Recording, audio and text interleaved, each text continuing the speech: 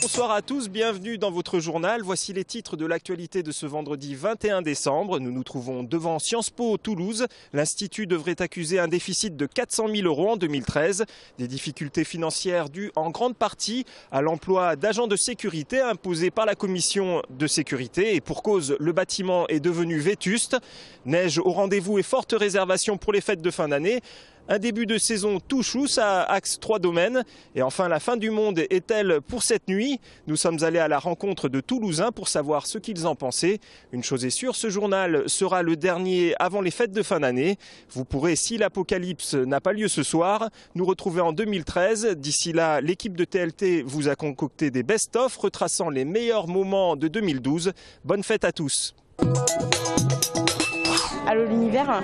Ah oui, l'univers est en train de me dire qu'il comprend pas pourquoi les gens ils arrêtent pas d'acheter des cadeaux de Noël alors que c'est la fin du monde. Aujourd'hui, ce serait la fin du monde. La fin du monde actuel peut-être. Mais ça fait longtemps qu'on attendait ça effectivement. C'est mytho ça n'existe pas. Ça n'existe pas, c'est pas encore. Et si ça l'était vraiment, que feriez-vous? Il y aura un petit gâteau avec un petit café pour finir tout de même notre vie comme il faut quand même. Je vais faire la fête encore ce soir. Là, au warm-up, il y avait une soirée psycho. Bon, je fais mon repas et après, hop, au pinard. Voilà. Salut Télé Toulouse, ici c'est tout sauf la loose. La fin du monde, je pense que comme tu peux le constater, on est prêt. C'est juste ridicule. Voilà, c'est tout. Ah, ça va bien se passer.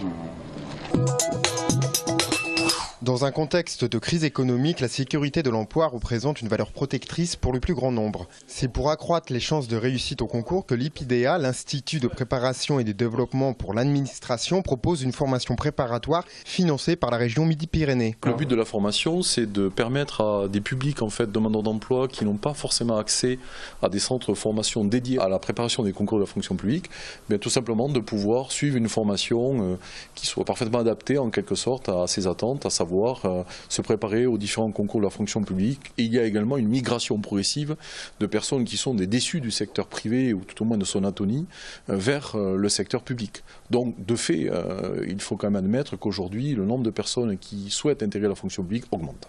Cette formation se dispense au lycée professionnel Roland-Garros. À l'issue de ce cursus, l'Institut annonce un taux de placement de 40 à 60%. La réduction du renouvellement des fonctionnaires partant à la retraite, soit 1 sur 2, ne doit pas faire oublier que les recrutements restent élevés pour les 5 ans à venir. La France devrait embaucher environ 80 000 agents pour ses corps d'État en 2013. Le statut des animateurs de colonies de vacances remis en question. Suite à la condamnation de la France par la Cour européenne de justice en avril dernier, les animateurs de colonies de vacances doivent désormais observer 11 heures de repos consécutives. Une mesure qui perturbe l'organisation des séjours. Ça amène quand même des plus gros effectifs en termes d'équipe et surtout on va dire, en termes d'organisation. Et puis la difficulté que ça pose, c'est vraiment éducative. En se disant que l'enfant, il n'aura peut-être pas affaire au même adulte toute la journée et que ça peut être compliqué aussi pour les équipes, c'est-à-dire qu'à chaque tranche de changement, ça demande un gros partage d'informations au sein des équipes.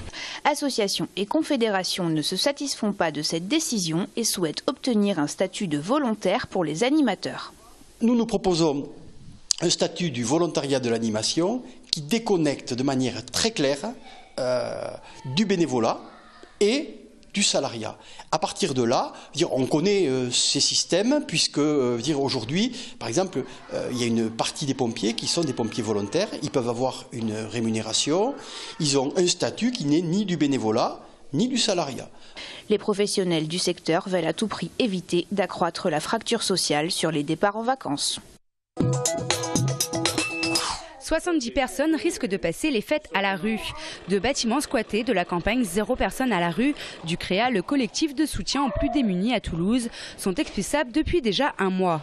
Les huissiers ne devraient plus tarder, accompagnés des forces de l'ordre pour faire évacuer les 45 personnes, dont 15 enfants du premier lieu et une trentaine de personnes, dont 7 enfants, pour le deuxième. Presque toutes ces personnes auraient un dossier favorable d'hébergement d'urgence et pourtant aucune solution ne leur est proposée. À l'heure où une circulaire a été envoyé fin octobre à tous les préfets de France, leur demandant de ne pas expulser les personnes ayant des droits d'hébergement. Depuis une quinzaine d'années, la gare de péage Toulouse Sud, située au début de l'A61, fait débat. Militant des premières heures, cet Ozovillois apporte son expérience aux opposants au projet. L'année dernière, Ramonville a su que ASF menait une nouvelle étude et allait demander au préfet de pouvoir étendre à nouveau ce péage. ASF ou Autoroute du Sud de la France projette d'installer 12 nouvelles caisses en direction de Narbonne et 4 à l'entrée de Toulouse. 5000 m² sont nécessaires pour cette extension et forcément, la récupération d'une telle surface en zone urbaine fait réagir les riverains. Le péage devrait s'étendre sur une zone verte, Ferme de 50, qui est un vrai poumon du sud-est toulousain. Et comme l'agglo est en augmentation, on nous dit de 15 000 habitants chaque année, il vaut mieux augmenter les espaces verts qu'il y a plutôt que de les diminuer.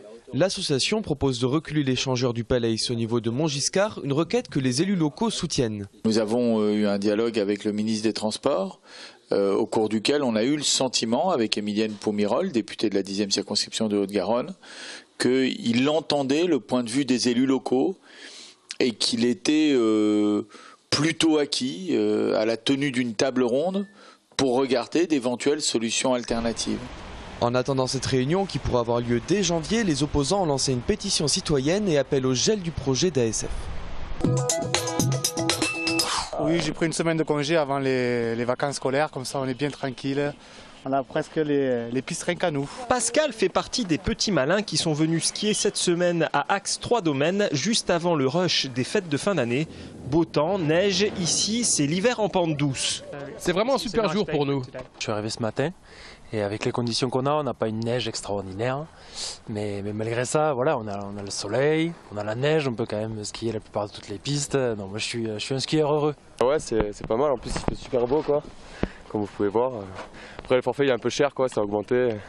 Sinon c'est cool. Le forfait est désormais à 32,50 € la journée, un tarif qui n'a pas fait fondre l'envie des premières glisses. Les 2 premiers week-ends de décembre ont vraiment été très remplis. Un petit peu trop même pour le premier, pour ne rien vous cacher, le premier dimanche c'est un petit peu bouchonné à la billetterie en particulier, mais globalement on est très satisfait de ce début de saison. Sur les résas c'est 100% pour la semaine du Nouvel An, je crois qu'il est très difficile de trouver quelque chose à louer dans la vallée pour cette deuxième semaine. Première semaine 70%. Sujet de préoccupation, comme dans les autres stations pyrénéennes, la clientèle espagnole est de moins en moins présente. Le pont de l'Immaculada n'a pas fait le plein. Depuis 2-3 ans on s'étonnait d'une très forte fréquentation espagnole alors même que la crise était déjà bien installée, mais ça y est, je crois que là les effets se font sentir de façon plus dure. Ça a été, non pas mauvais, mais assez moyen alors que les conditions étaient très bonnes. Selon le directeur de la station, la semaine des rois, prochain temps fort espagnol, s'annonce meilleur en termes de réservation.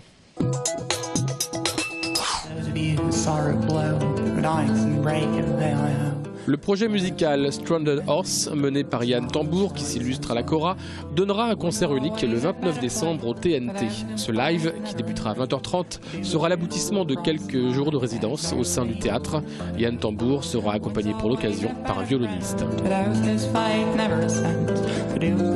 Rises, so goes the fall.